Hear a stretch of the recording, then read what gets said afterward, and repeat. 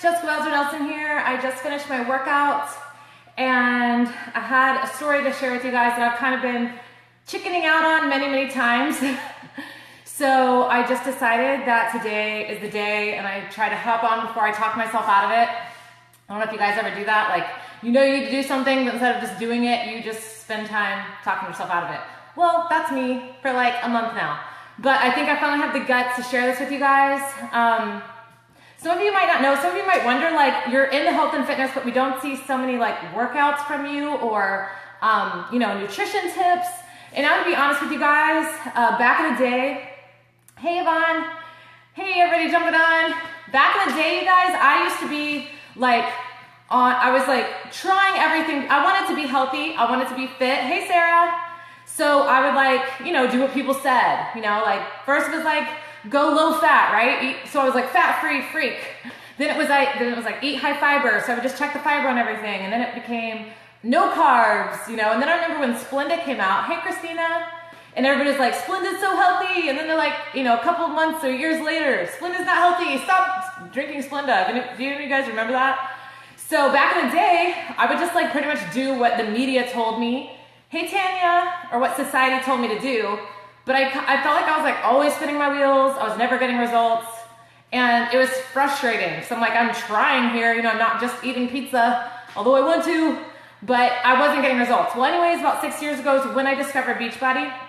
So I don't create workout programs. I don't create meal plans because like I said, for years I was trying to figure that out and I just felt like I could never get ahead. I could never win. I was never getting the results that I felt like I deserved as far as the time that I was putting in. So that's when I discovered Beachbody. And I'm like, okay, whoa, they tell me exactly what workouts to do based on what I want to achieve. So if I want to get lean, if I want to lose weight, if I want to get muscle, they had something for everyone, no matter what your goals were. And they each had a meal plan designed to help you achieve your goal at that time. So in case you're wondering, I just thought I'd share that because I feel like a lot of people, I'm not your typical fitness girl. I'm not going to be, giving you something that I'm creating. I'm giving you something that I do and that works and that I'm proof of because I've been doing it now for 6 years. But people see results literally within 2 weeks. So it's not going to take you 6 years to get results. It's just going to take you committing to the process. So with that all being said, what my real job to me is, because I'm not here to design things for you, I'm just here to like play matchmaker and hook you up with what you need based on what you want. And I promise it'll work if you do it, which is pretty awesome. But I feel like my job more is to help you stick with it, to help you find things that aren't going to be short-term or quick fix or temporary, but things that can last you for the next 6 years. So 6 years from now, you're not on that same hamster wheel saying, okay, what now? What's next? Like I said, is it no carbs? Is it high fat? Is it high fiber? No, what works will continue to work. So, but my job is to help you keep doing it. And so that's where the story comes in. I've never actually shared this because it's pretty personal. And, but it really is kind of at the heart of what I do and why I do what I do. And to me, how you can get results long-term in your life. So as most of you guys probably already know, I'm in the workout program Insanity Max 30. My journey started years and years ago at home in it was my office. We just called it an office because it was a spare bedroom with this little cheap desk that we got for 50 bucks off Craigslist that nobody sat at. So it was the office. I used to work out in the office with this little small old TV. There was me and Shaun T. Shaun T is the creator of Insanity. And it was in those moments, honestly, when I was at the lowest point in my life, when I discovered the difference that this type of fitness can make. It was no longer like just doing reps or squats and lunges or going around every single machine at the gym, which is what I used to do. I was that girl. I would literally just go to every single machine, then I would like go around again, and then I would go home.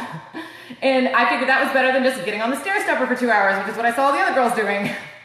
But I discovered these at-home workout programs, and like I said, I realized, guess what?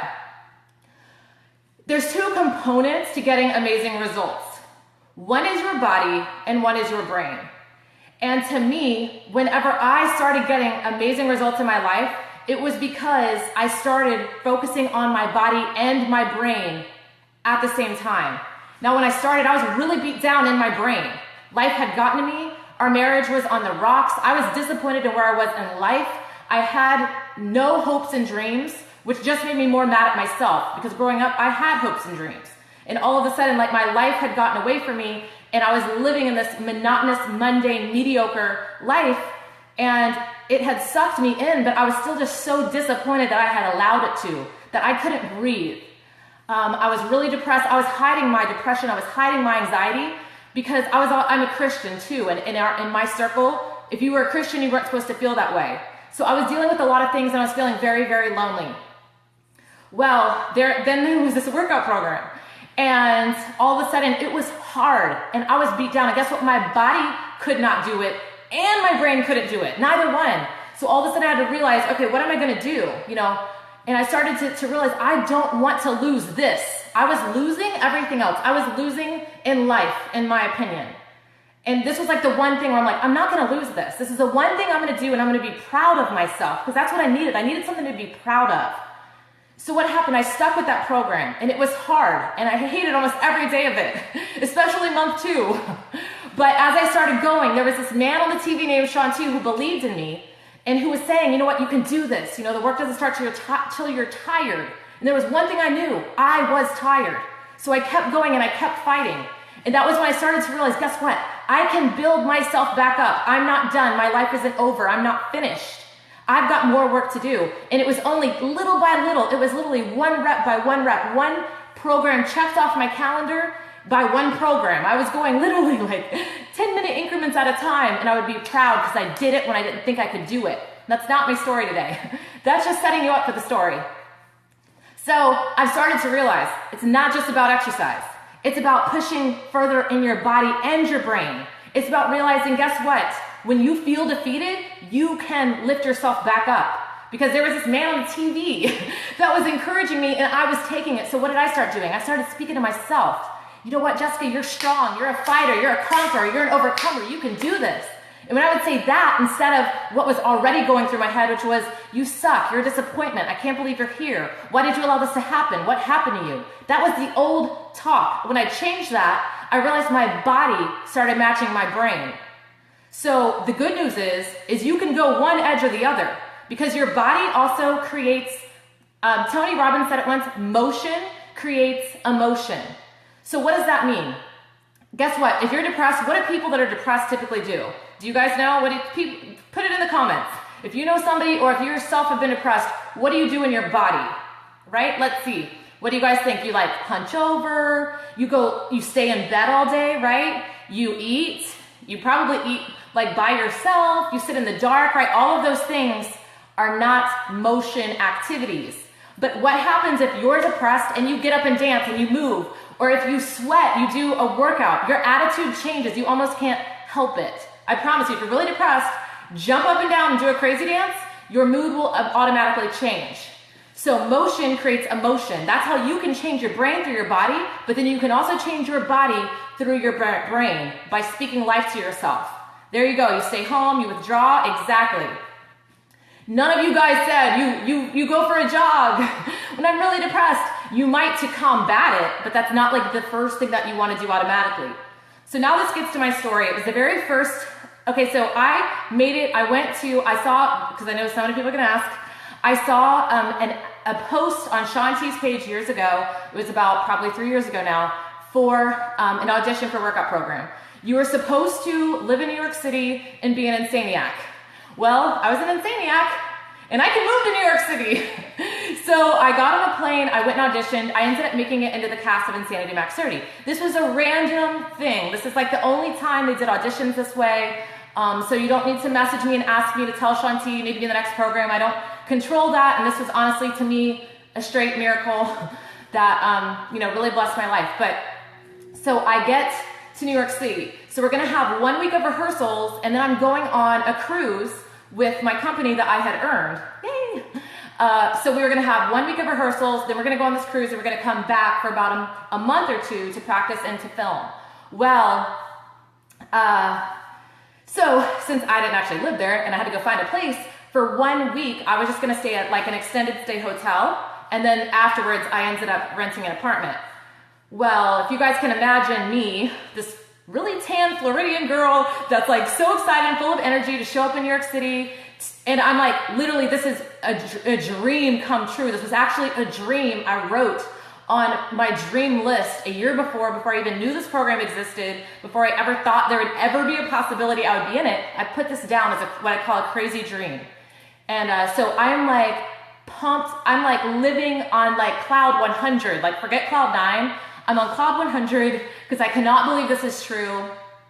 I'm in just utter disbelief, and literally like, I felt like you could have like dropped a pound of bricks on my head and I just would have shook it off and like floated away, right?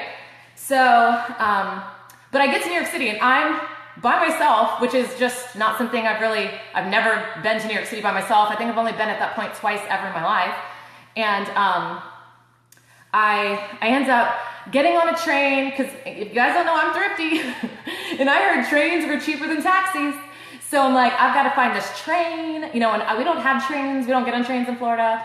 And it wasn't the subway. It was actually the train. I think I had to take the train to the subway. Anyways, whatever ticket I bought, I guess I bought a ticket going to Connecticut.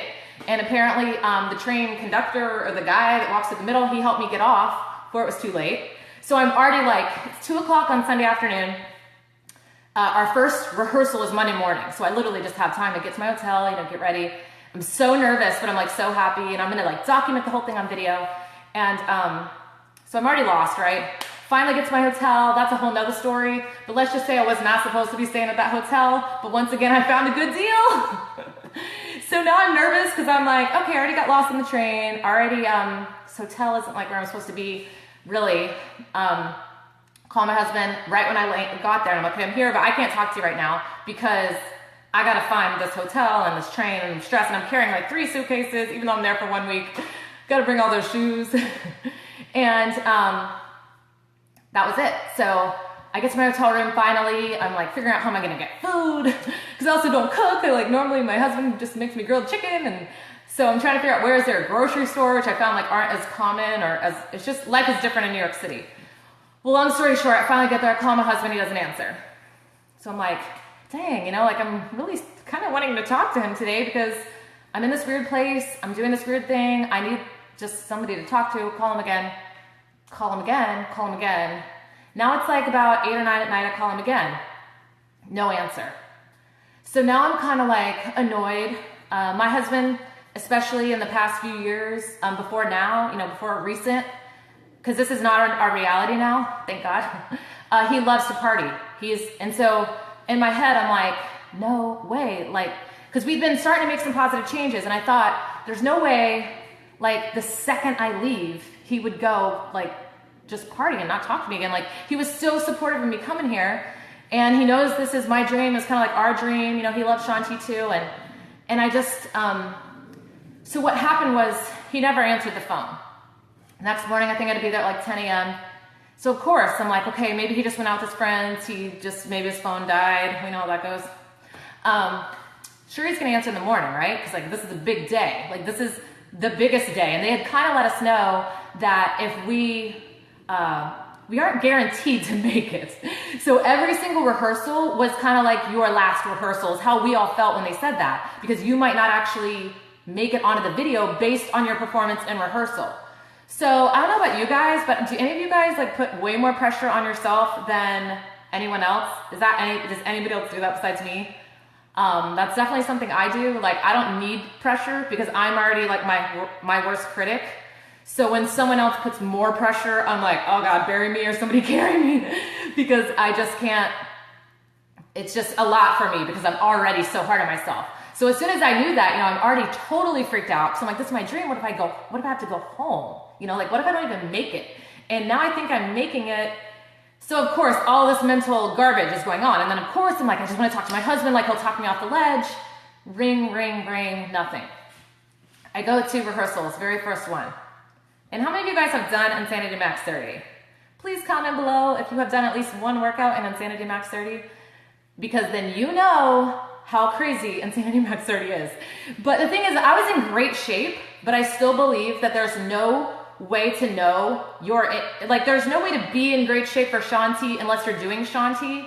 Do you guys agree? Like, you can be in amazing shape, but if you're not in Shanti's shape, you're just not gonna do as well in that workout as you would if you were doing his programs regularly. I mean, literally, if I take like 2 days off, I'm not in Shanti's shape. So here we go. I'm freaked out. But what's going on here? It's what I talked about earlier. My brain is not ready. My brain is psyched. I've psyched myself out. I'm freaked out. I think I'm not going to be good enough already because they're putting this extra pressure in my, that I've built up. My husband's not answering. Where is he? Is he alive? This is something I struggled with many, many years when he would go drink. I would not know if he would come home alive. Because that's what happens to me. That's like, when you do that, that's a consequence. So when he wouldn't come home, I'd always wonder, will he ever come home? So all of those feelings were rushing back, right? So my body was ready. This time, like I said, you got your body, you got your brain. My body was ready. And I thought that no matter what was going on up here, I could push through in my body because I just thought adrenaline would take over, right? Well, it's Insanity Max 30. And I remember we were probably doing a hit the floor tuck jump. Do you guys know that move? We'll show you real quick. One of these, which is great if you do one. But when you do like 30 seconds of those, and I remember thinking like, for one, I'm gonna throw up. For two, I'm looking around and I'm thinking like, I look really fit. Like I don't feel like I don't belong if I just look at the outside. But in my head, I had lost the game. And we have this like perfectly amazing executive producer.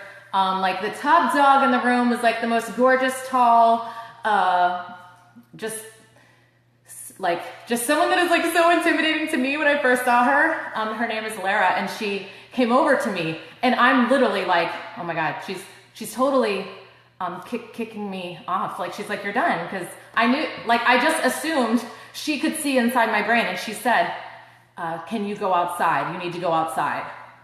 No one else had been asked to go outside. And I just remember that being a really low moment for me because all of a sudden it was like my dreams I felt were being like destroyed. And this had been the moment that I had looked forward to. Like my whole life I had seen, not my whole life, I mean, at least for a year, at least for a couple of years. Like it was just something that meant so much to me. So there's my husband. Hi, in my cats. So in that moment, I left the room. And I remember I went around the corner and I immediately started crying. And then of course I'm like, well, now I'm crying. Now they're definitely gonna send me home. I can't breathe, I'm crying, I can't do the workout. And I knew I was stronger than that. But the point of the story is you gotta match your body and your brain. Now the good news is luckily up to that point, I had been working on my brain. I had been working on filling myself up for years. So while in that moment I was really devastated, I was able to get back way quicker. And that's the message today. I was able to get back way quicker than I ever would have if I had never started working on my body and my brain. I didn't end up hearing back from my husband for 2 days. He had gotten a DUI literally within hours of me leaving, and he was in jail. And those were the worst. I was so angry and I was so ticked off because that was my dream. That was the thing that I had worked so hard for. And it was being so dampered by this thing that I couldn't rid myself of. But you know what I had done? I had worked on my brain. So yes, I was still affected. And yes, I was still asked to leave the room. And that's when I actually met my friend Michael Ullman, who came outside and had no idea what I was going through. But he encouraged me and I got back in the game. So some days, guess what? You're gonna have hard days. Some days your brain is not gonna be in the game. Some days your body might not be in the game. So you might need to rely on more than the other on certain days. Some days neither works. Some days you're tired in every angle, but you have to just keep going a little bit more. Because that's what I did, is I didn't give up. I fell back and I had to really work hard on my brain to not feel inadequate in that room. Because I felt but I was doing it to myself. And sometimes we think people think about us more than they actually are. So instead I had to realize, you know what, this is my life and I've got to determine, am I gonna allow my husband's crappy decisions to destroy my destiny? No. Am I gonna do my best to love him to where he can realize he has a greater potential? Yes. But he still has to make his choices just like I had to make mine. And it was in this moment that it was kind of freeing, where it was like, you know what? I can overcome this. All I can control is me. And I'm not going to let outside circumstances ruin what I know I'm capable of. And to be totally honest with you guys, it got way worse. This wasn't a rock bottom. You know, and when people say, well, I'm thankful for the hard times because they made me who they are. I can't say I'm thankful for the hard times because, hey, I mean, if they never happened, I'm not going to lie, that'd be way cooler.